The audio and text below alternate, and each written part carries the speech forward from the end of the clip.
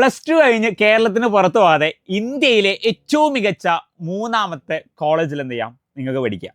നിങ്ങൾ എന്തായാലും കേട്ടിട്ടുണ്ടാകും 2 ഐസ് ഓഫ് ഇന്ത്യ. ഇന്ത്യയുടെ 2 പ്രധാനപ്പെട്ട ഐസിൽ നമുക്ക് 2 കണ്ടുണ്ടാവും. അതേപോലെ ഇന്ത്യയുടെ 2 ഐസ് ആണ്, ഒന്ന് IITs, IIMs അഥവാ Indian institute of technology, Indian institute of management.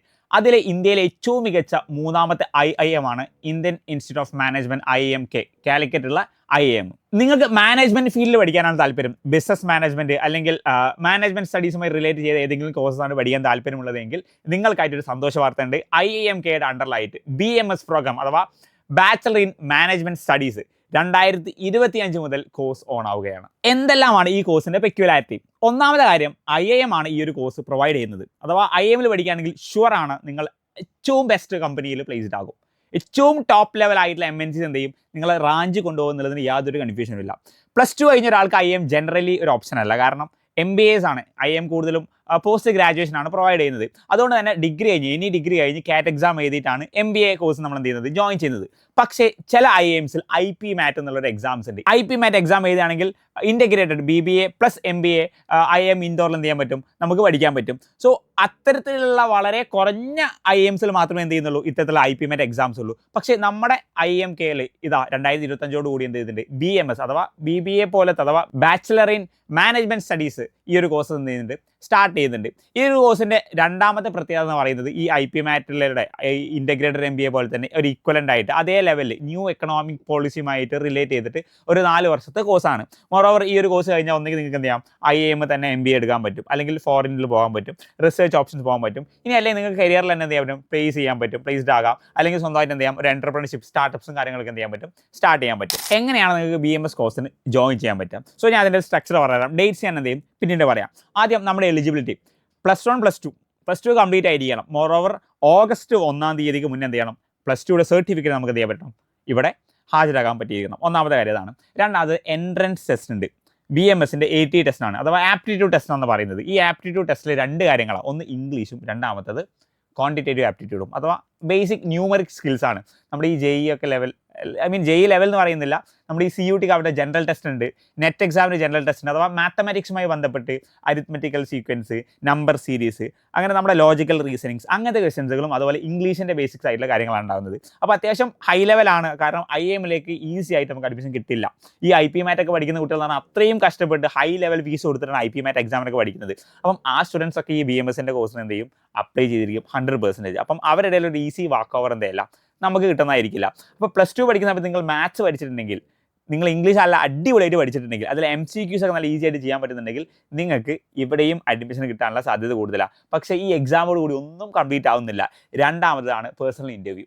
ഈ എക്സാംസിൽ നിന്ന് ഷോർട്ട് ലിസ്റ്റ് ചെയ്യുന്ന കാൻഡിഡേറ്റ്സിനെ വെച്ച് നമ്മൾ എന്ത് ചെയ്യും, ഇവിടെ IIMs പേഴ്സണൽ ഇൻ്റർവ്യൂ നടത്തും. ഈ ഇൻ്റർവ്യൂവിൽ നിങ്ങൾ അടിപൊളിയായിട്ട് പെർഫോം ചെയ്തിരിക്കണം. കാരണം ഒരു സിമ്പിൾ ബേസിക് ഇൻ്റർവ്യൂ ആയിരിക്കില്ല, അത്യാവശ്യം നല്ല രീതിയിലുള്ള ഒരു ഇൻ്റർവ്യൂ ആയിരിക്കും, നല്ല ഡിഫിക്കൽട്ട് ക്വസ്റ്റ്യൻസ് ആയിരിക്കും. നിങ്ങൾ എന്ത് ചെയ്യും, ഈ മാനേജ്മെൻറ്റ് ഫെസ്റ്റിലൊക്കെ പോയാൽ അതിൻ്റെ ഫൈനൽ റൗണ്ട്സിൽ ഒരു സെഷൻ ഉണ്ട്. അഥവാ നമ്മളിട്ടങ്ങ് എന്താ പറയും, ഇങ്ങനെ കീറിയിട്ടാൾ പേപ്പറൊക്കെ കീറി കളയുന്ന പോലെ എന്ത് ചെയ്യും നമ്മളങ്ങ് ഇല്ലാതെയാക്കും.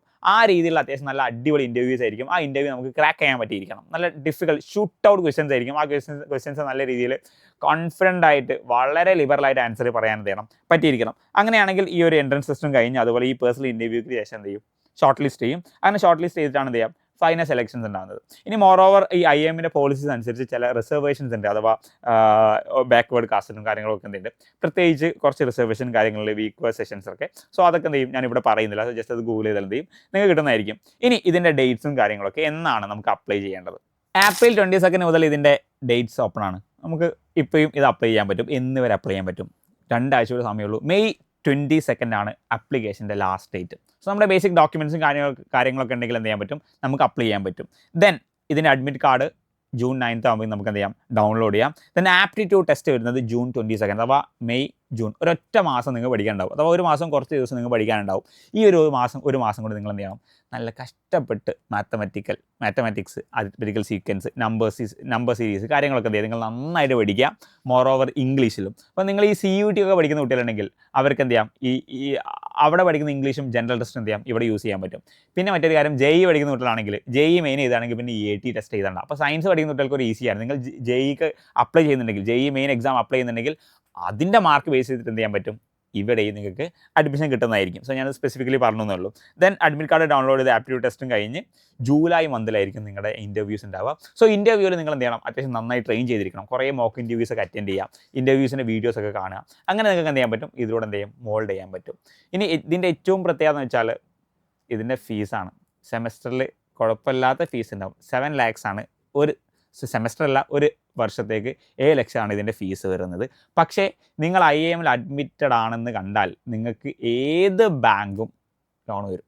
ഈസി ആയിട്ട് എന്ത് ചെയ്യാൻ പറ്റും, ലോൺ കിട്ടും. അതുകൊണ്ട് ഫീ നിങ്ങളൊരു ബുദ്ധിമുട്ടായിട്ട് ഒരിക്കലും കരുതരുത്. ഇത് ലാസ്റ്റത്തെ വഴി മാത്രം ചെയ്താൽ മതി. ഈ ഒരു ഫീ നിങ്ങൾ കൺസിഡർ ചെയ്താൽ മതി. കാരണം ഫീ നിങ്ങളെ ബാധിക്കുന്നതായിരിക്കും. ഈസി ആയിട്ട് എന്ത് ചെയ്യാൻ പറ്റും, ലോൺ കിട്ടാൻ പറ്റും. മോർ ഓവർ നമ്മൾ പഠിച്ചു കഴിഞ്ഞതിന് ശേഷം ഈ ലോണിൻ്റെ റീപേയ്മെൻറ്റും കാര്യങ്ങളൊക്കെ എന്ത് ചെയ്യുന്നുള്ളൂ, വരുന്നുള്ളൂ. ദെൻ പഠിച്ചു കഴിഞ്ഞാൽ ഈസി ആയിട്ട് എന്ത് ചെയ്യാൻ പറ്റും, ഈ ലോണൊക്കെ നിങ്ങൾക്ക് റീപേ ചെയ്യാൻ പറ്റും. കാരണം ഇത് കഴിയുമ്പോഴേക്കും തന്നെ നിങ്ങൾ അത്യാവശ്യം നല്ല കോർപ്പറേറ്റിൽ പ്ലേസ്ഡ് ആകും. ഇനി അല്ലേ തന്നെ നിങ്ങൾ ഫർദർ സ്റ്റഡീസ് ആവട്ടെ, PhD ആവട്ടെ, ഒക്കെ ചെയ്യുമ്പോൾ തന്നെ നിങ്ങൾക്ക് നല്ല സ്റ്റൈപ്പൻറ്റും കാര്യങ്ങളൊക്കെ കിട്ടും. സോ നിങ്ങളുടെ ലൈഫ് എന്തെങ്കിലും കുറച്ചുകൂടി ഈസി ആയിരിക്കും.